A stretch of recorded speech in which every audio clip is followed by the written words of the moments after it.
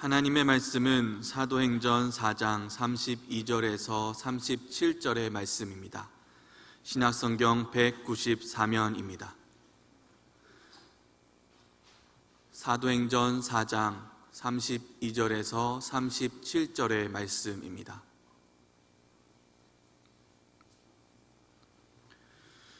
믿는 무리가 한 마음과 한 뜻이 되어 모든 물건을 서로 통용하고 자기 재물을 조금이라도 자기 것이라 하는 이가 하나도 없더라. 사도들이 큰 권능으로 주 예수의 부활을 증언하니 무리가 큰 은혜를 받아 그 중에 가난한 사람이 없으니 이는 밭과 집 있는 자는 팔아 그 판 것의 값을 가져다가 사도들의 발 앞에 두매 그들이 각 사람의 필요를 따라 나누어 줌이라. 구브로에서 난 레이족 사람이 있으니 이름은 요셉이라.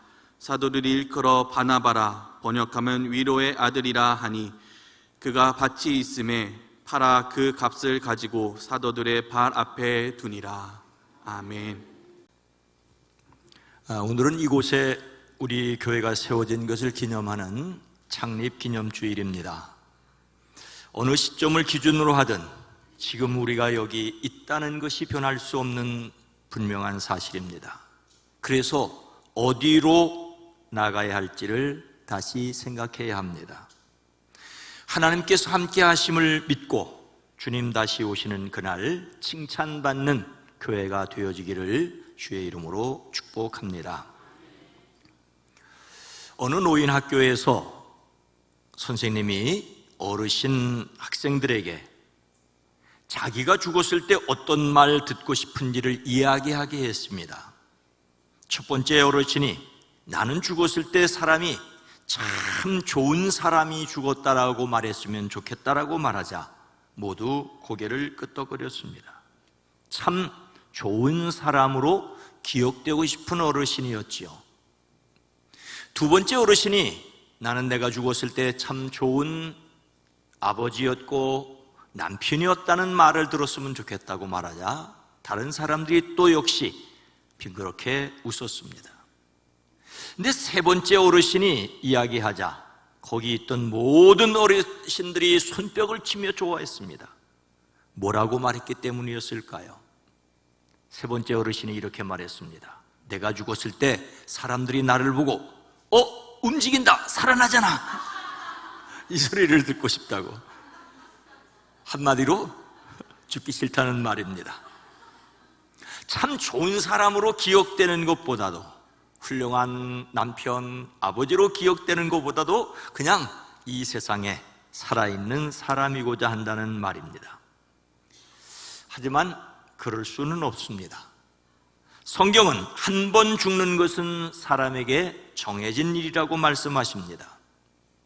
다시 살아난다 해도 역시 죽을 터입니다. 그때 여러분은 어떤 말을 듣고 싶습니까? 행여 그 인간 잘 죽었다는 소리를 듣고 싶은 분은 한 분도 계시지 않으시겠죠? 사람은 그 사람이 죽은 후에 더욱이 분명해지는 이름임이 틀림이 없습니다. 우리는 죽음이 영원한 이별이 아니라 천국에서 다시 만날 소망이라는 것을 알고 있습니다.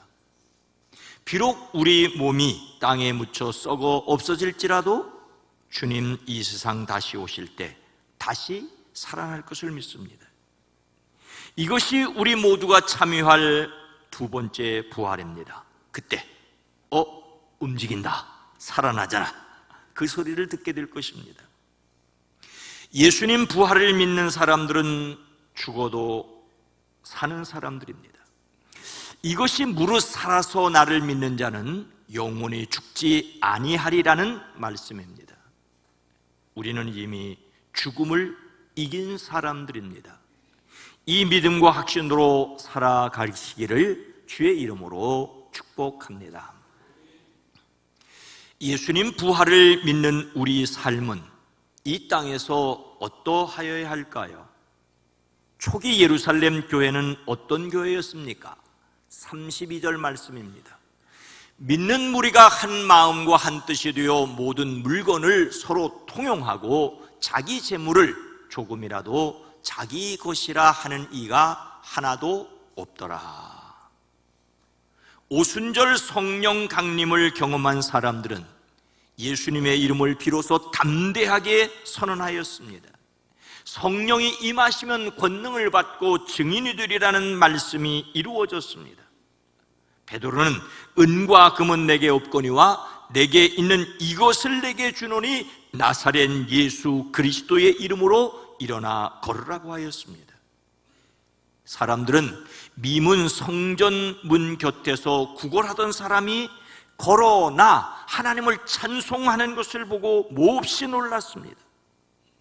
이상하게 여겼습니다. 그런 사람들을 향하여 베드로가 말합니다. 여러분들은 거룩하신 예수님을 죽였고 하나님은 살리셨고 우리는 그 일의 증인입니다.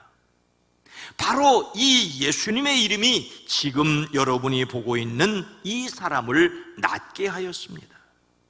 예수님 이름으로 말미암은 그 믿음이 이 사람을 여러분 앞에서 이렇게 완전히 성하게 하신 것입니다라고 선포합니다.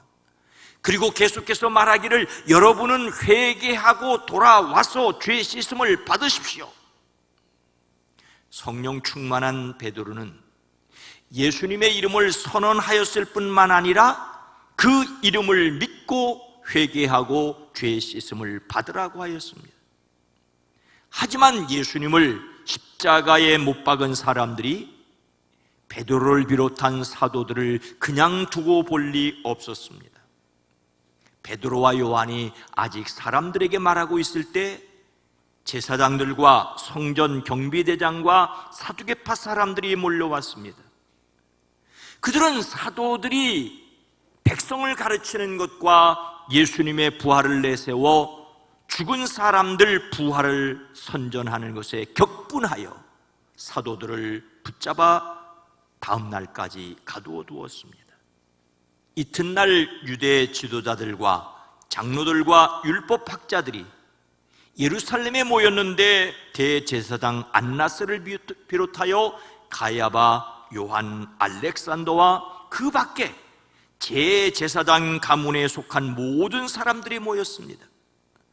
그들은 사도들을 가운데 세워놓고 그대들이 대체 무슨 권세로 누구 이름으로 이 일을 하였느냐고 따져 물었습니다. 성령 충만한 베드로가 말합니다. 여러분 모두는 알아야 합니다.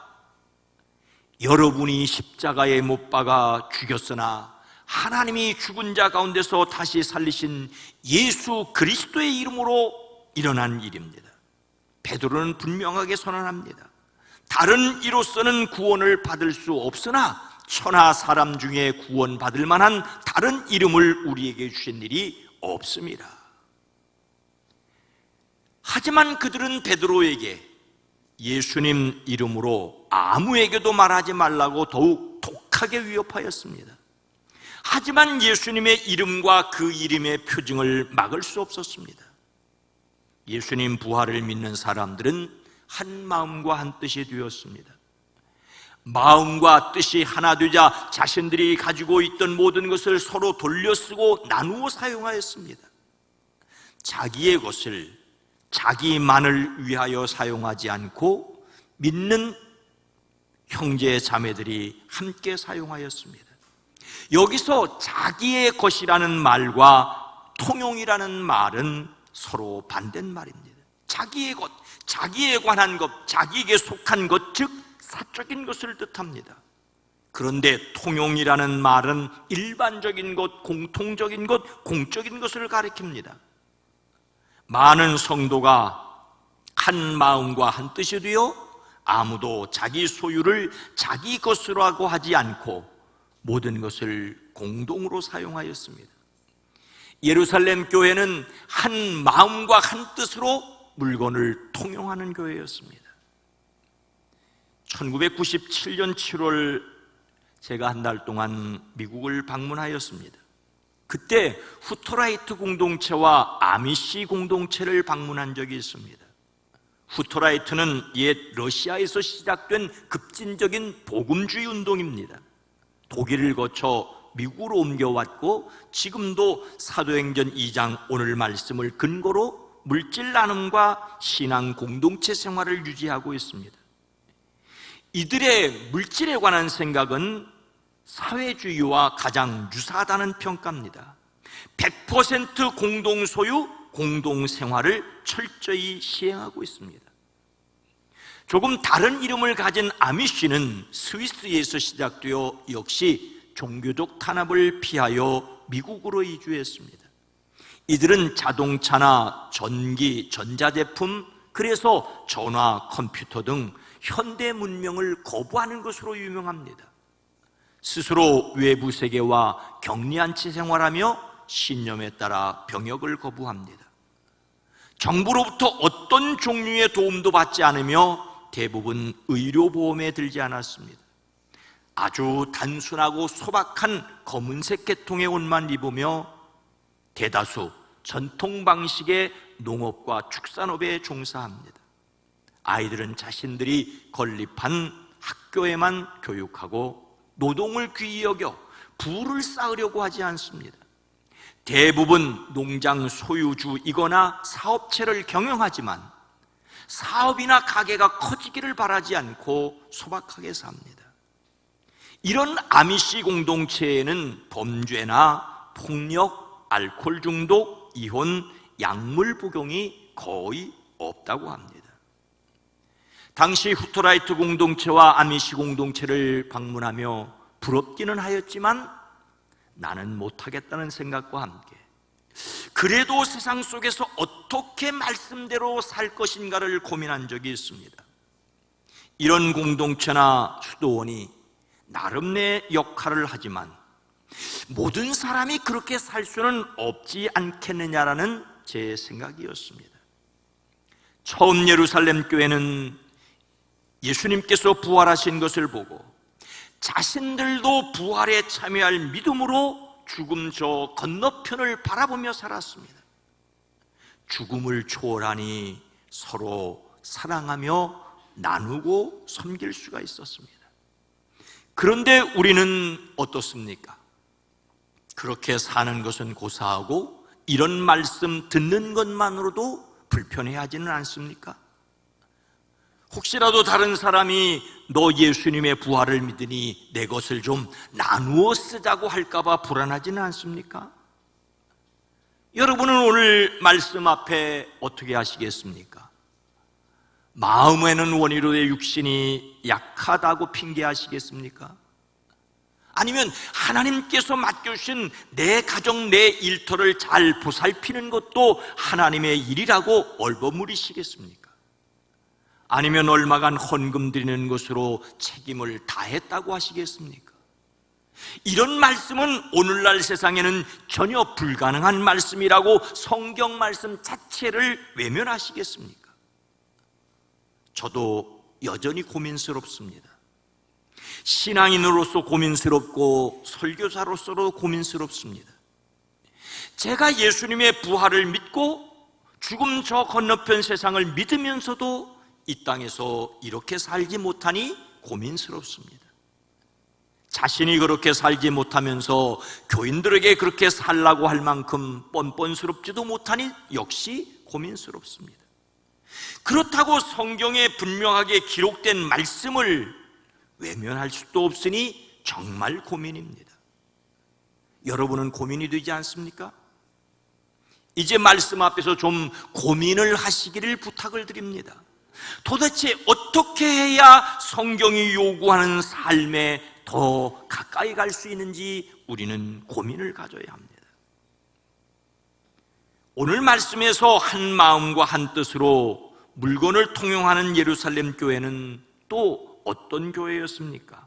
33절 말씀입니다. 함께 읽습니다. 사도들이 큰 권능으로 주 예수의 부활을 증언하니 무리가 큰 은혜를 받아. 예루살렘 교회가 자신들이 가지고 있는 것들을 서로 돌려쓰고 나누어 쓰게 된 것은 그들의 마음과 뜻이 하나가 되었기 때문입니다. 그런데 그들의 마음과 뜻이 어떻게 하나가 되었습니까? 오늘 말씀은 헬라어 성경으로 보면 32절에 더욱이라는 말로 시작되는 것을 볼 수가 있습니다. 그 앞에 어떤 일이 있었기에 더욱이 유무상통하는 교회가 되었을까요? 바로 빌었다는 말로 표현되는 그들의 기도 생활입니다. 빌다는 말은 스스로 졸라매듯 간청하는 것을 가리키는 강력한 기도를 가리킵니다. 성령 충만한 베드로를 비롯한 제자들이 예수님의 이름과 그 부활을 전하자 예루살렘 종교 지도자들은 격분하여 베드로와 요한을 잡아 감옥에 가두었지요. 예수님의 이름으로 절대 말하지도 말고 가르치지도 말라고 명령합니다. 하지만 그들은 우리는 보고 들은 것을 말하지 않을 수 없다고 하였습니다. 이런 그들을 그냥 두고 볼 예루살렘 당국자들이 아니었습니다. 예수님의 부활은 그것을 믿는 사람들에게는 너무나 분명한 사실이었지만 그것을 믿지 못하는 사람들에게는 허무맹랑한 이야기였습니다. 어떻게 해서든지 부활의 소문을 막으려고 하였습니다. 이런 위기 속에서 예루살렘 교회 성도들은 일제히 큰 소리로 하나님께 부르짖어 기도하였습니다. 온 존재를 온통 흔들어버리는 간절한 기도가 있었습니다. 나눔과 섬김의 삶을 못 사는 것이 문제가 아니라 강권하시는 하나님의 능력을 사모하는 기도가 없는 것이 오늘 교회의 문제입니다. 하나님의 능력을 경험하는 강력한 기도를 먼저 회복해야 합니다. 어둠의 영은 이것을 알기에 나누지 못하게 하는 것이 아니라 먼저 성도들이 기도하지 못하도록 회방하고 있습니다. 비로소 그들이 기도하자 모였던 곳이 흔들리고 사람들은 모두 성령으로 거듭나서 하나님의 말씀을 담대히 전하게 되었습니다. 하나님의 말씀을 담대히 전하게 되었고 그래서 그들은 한 마음과 한 뜻이 되었습니다. 그래서 서로 나누며 서로 섬기게 되었습니다. 나눔과 섬김의 삶을 위하여 먼저 우리의 기도가 살아나야 됩니다. 어쩌면 그래서 기도하지 않는지도 모르겠습니다. 오늘 성경은 사도들이 큰 권능으로 주 예수님의 부활을 증거하였기 때문이라고 말하고 있지 않습니다. 성도들이 큰 은혜를 받았기 때문에 섬기게 되었다라고 말하고 있지 않습니다. 오히려 성도들의 삶에 나눔과 섬김이 있자 그리고 사도들이 큰 권능으로 예수님의 부활을 증거하였다라고 말하고 있습니다. 사도들이 성도들의 삶의 변화의 말씀을 전해준 것은 사실입니다. 성도들의 삶의 변화가 일어난 것이 능력이었고 그것을 간증하는 말씀이 선포될 때 그 말씀에 힘이 있었습니다. 성도들의 삶에 나타난 하나님의 능력을 전하는 것보다 더 강력한 설교는 없습니다. 간증거리가 생길 때 큰 은혜를 받았습니다. 기도를 하며 다른 사람을 생각하고 나누며 섬길 때 그것을 전하는 사도들의 말에 힘이 있었고 또 그 말씀을 듣는 사람들의 마음속에 기쁨이 있었습니다. 은혜가 있었습니다. 나눔과 섬김을 통하여 은혜를 받고 은혜 받은 것을 간증하니 섬기는 일이 더욱 풍성해졌다는 말씀입니다. 교회는 예수님 부활 신앙으로 큰 은혜를 받았습니다. 사람들은 실패하는 원인을 다른 사람에게 떠넘기고 성공한 원인에 자신의 기여를 강조하려고 하지요.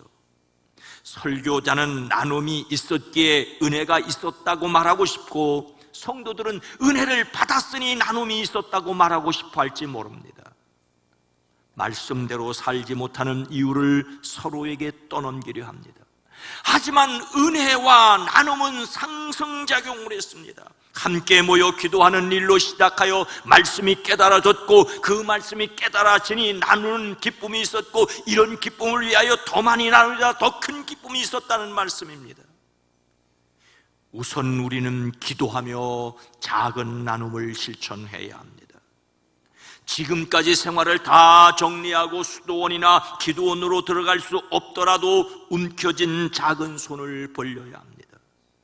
이를 위하여 우리는 신앙의 기본, 그리스도교 신앙 본질인 십자가와 부활의 신앙을 다시 점검해야 합니다. 죽어도 다시 산다는 믿음 없이는 작은 것 나누기도 간단하지 않습니다. 작은 것을 나누고 큰 것을 나눈 것처럼 자랑하고 싶어하는 인간입니다. 십자가에서 돌아가신 예수님 부활이 나도 살게 하시는 첫 열매라는 사실을 항상 기억해야 합니다. 우리의 기도는 부활을 기억하는 것이어야 합니다. 주님은 다시 사셨습니다. 우리도 다시 사실 것입니다. 이 부활의 신앙이 은혜가 되어지기를 주의 이름으로 축복합니다. 오늘 말씀을 통하여 우리가 이 땅에서 하나님 나라 누리기 위해 해야 할 것이 무엇이겠습니까? 35절 말씀을 함께 읽습니다. 사도들의 발 앞에 두매 그들이 각 사람의 필요를 따라 나누어 줌이라. 오늘 본문 말씀은 나눔과 섬김의 쌍끌이 그물이라고 할 수가 있습니다. 32절의 섬김과 35절의 나눔이 양쪽에서 은혜로운 삶을 끌어가고 있는 형편입니다. 기도하여 능력을 체험한 사람들이 은혜를 받아 나누고 섬기자, 말씀의 능력이 생기고 성도들이 큰 은혜를 받자 더 큰 나눔과 섬김이 생겨났습니다. 이것이 바로 초대교회의 생활입니다. 만약 칼을 들고 빼앗아서 나누어 쓰자고 하면 공산주의입니다. 억지로 남의 것을 빼앗아서라도 공평하게 나누어 쓰는 것이 그리스도교와 가장 비슷하다 할지라도 정반대입니다. 또한 하늘의 상급을 약속하며 무조건적인 희생을 강요하는 것은 종교의 이름으로 혹세무민하는 것일 수 있습니다. 먼저 우리에게 하나님의 마음을 알고 그 마음 속으로 들어가는 신앙의 과정이 있어야 합니다. 오늘 말씀에서 나눈다는 말은 왕관을 벗어내어준다는 뜻입니다. 왕관을 벗어내어준다. 다른 왕위 계승자에게 자신이 쓰고 있던 왕관을 벗어 넘겨주는 것입니다. 하지만 세상 왕들은 죽지 않으면 왕관을 벗지 않지 않습니까? 그런데 온 세상의 왕이신 예수님께서 자신이 십자가에 돌아가심으로써 이것을 믿는 자들에게 왕권을 나누어 주셨습니다. 그래서 성경은 예수님 믿는 그리스도인들을 가리켜 왕같은 제사장, 왕같은 제사장이라고 합니다. 그리스도께서 그리스도인들을 왕처럼 세우시기 위하여 십자가 위에서 자기 왕관을 벗으셨습니다. 예수님 믿는다는 것은 바로 이런 예수님으로 말미암아 자기에게 이루어진 놀라운 사실을 인정하는 것입니다. 우리는 예수님과 함께 죽었고 예수님과 함께 산 사람들입니다. 오늘 말씀이 이런 우리들에게 요구하는 것은 그래서 나눔과 섬김을 하라고 명령하고 있습니다. 각 사람의 필요를 따라 서로 나누어야 합니다. 오늘날 그리스 키프로스 섬 출신으로 레위 지파 사람 요셉이 있었지요. 그는 본 이름보다 별명으로 더 많이 알려졌습니다. 그의 별명은 바나바입니다. 그에게 바나바라는 별명을 붙인 것은 그가 다른 사람들을 말씀으로 위로하고 권면하였기 때문입니다. 그는 말로만이 아니라 몸으로 다른 사람을 위로하였습니다. 바나바에게는 자기 소유 밭이 있었는데 그것을 팔아서 그 돈을 사도들 앞에 가져다 놓았고 사도들은 그 돈을 필요한 사람들에게 나누어 주었습니다. 오늘 말씀은 예루살렘 교회가 자기 소유를 자기 것이라고 하지 않고 공동으로 사용한 예로 바나바의 행동을 들고 있습니다. 바나바는 나눔의 모범을 보였습니다. 그러나 각 사람의 필요를 따라 나누어 주는 것은 현실적으로 쉽지 않습니다. 사람들의 필요는 많고 나누어 줄 수 있는 자원은 언제나 적기 때문이지요. 예루살렘 교회가 점점 부흥하여 사람들이 많아지자 불평을 터뜨리는 사람도 많아졌습니다. 자기네 사람들이 날마다 구호 음식 받는 일에 소홀해졌기 때문입니다. 음식 받기를 원하는 사람은 많고 나누어 줄 수 있는 음식은 적었기 때문입니다. 그래서 사도들은 음식 베푸는 일을 7사람을 뽑아 맡기고 기도하는 일과 말씀 섬기는 일에 헌신하였습니다. 오늘날도 여전히 필요는 많고 자원은 부족하다고 합니다. 그러나 이것이 나눔을 포기할 이유는 역시 아니라는 것입니다. 렉스 박사는 영국 런던의 동부 지역에서 38년간 목회한 감리교 목사님이셨습니다. 오늘날 그는 한 노인이 몹시 아프다는 이야기를 듣고 그를 찾아갔습니다. 그러나 그 노인은 고개를 돌린 채 말 한마디조차 하지 않았습니다. 이야기하기를 원하던 렉스 목사님은 그 집안의 냉랭한 난로와 바닥난 먹을거리를 알아차렸습니다. 그 집을 나온 목사님은 2덩어리의 양고기를 그 집에 배달해 주도록 주문하였습니다. 며칠 후 목사님께서 그 집을 다시 방문했을 때 노인은 전보다 약간 다정하게 목사님을 대했습니다. 집으로 돌아가던 목사님이 또다시 양고기를 주문했습니다. 3번째 신방을 하게 되었을 때 그 노인은 많이 달라졌습니다. 함께 기도할 수 있게 되었습니다. 그 후 렉스 목사님이 며칠 동안 런던을 떠나 있게 되었습니다. 다시 런던으로 돌아온 목사님은 그 노인이 죽었다는 사실과 마지막 순간에 이렇게 말하더라는 이야기를 전해 들었습니다. 그 노인은 이렇게 말했답니다. 이제 나는 곧 하나님께로 돌아갑니다. 이처럼 나를 변화시킨 것은 목사님의 설교가 아니라 목사님께서 나를 위하여 사주셨던 양고기였습니다. 우리 교회는 신앙 본질과 다음 세대뿐만 아니라 지역사회의 이웃에 관심을 가져야 합니다. 지역사회를 위하여 눈과 마음 그리고 손을 열어야 합니다. 이 시대와 지역을 위한 교회가 되기를 소원하고 소망합니다. 사랑하는 성도 여러분, 우리는 성경을 읽으면서 엄청난 도전도 받지만 내 자신 안에 있는 엄청난 한계를 깨닫습니다. 사람들이 모이는 교회는 하나님 나라일 뿐만 아니라 사람의 조직이기도 하기 때문입니다. 오늘 말씀에 이어나오는 내용은 안타깝게도 아나니아와 삽비라 부부의 이야기입니다. 아나니아와 삽비라는 함께 소유를 팔아서 그 값에 얼마를 따로 떼어놓고 난 나머지를 가져다 사도들 발 앞에 내놓았습니다. 베드로가 그에게 말합니다. 어찌하여 그대의 마음이 사탄에게 홀려서 그대가 성령을 속이고 땅값 얼마를 몰래 떼어놓았소? 일부를 드린 것도 참 잘한 일이지만 일부를 드리며 전부처럼 드러내고 싶은 것이 바로 아나니아의 마음이었습니다. 이것은 하나님을 속이려는 것이었습니다. 그는 이 말을 듣고 그 자리에 쓰러져 숨졌습니다. 그의 아내 삽비라 역시 그렇게 숨을 거두었습니다. 바나바와 같은 일을 하고 바나바와 같은 이름을 얻으려고 하다가 하나님을 속이려고 하는 안타까운 짓이 되고 말았습니다. 사람의 허세와 욕심이 얼마나 무서운가를 말씀하고 있습니다. 우리는 자신의 욕심을 완전히 내려놓지 못합니다. 하지만 그래서 나누지 못하거나 나눌 수 없다고 포기할 것도 역시 아닙니다. 우리의 신앙은 이미 우리에게 이루어진 하나님의 일에서 시작합니다.